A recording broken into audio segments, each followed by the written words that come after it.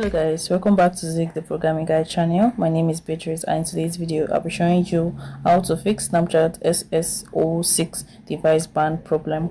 So as you can see on my screen, my device has been banned to log in into my Snapchat account because I've tried multiple times with wrong password and it got banned. So how are you going to fix this?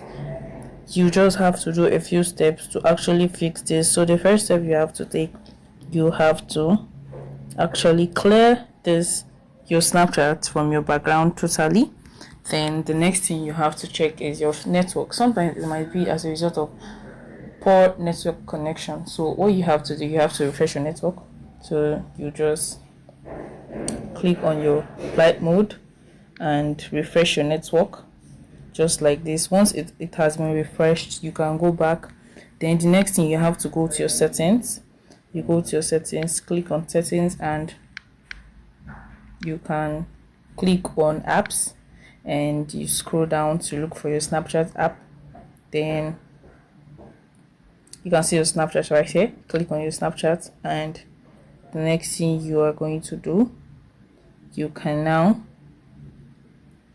click on storage right here, and you clear up your data and clear up your cache as well.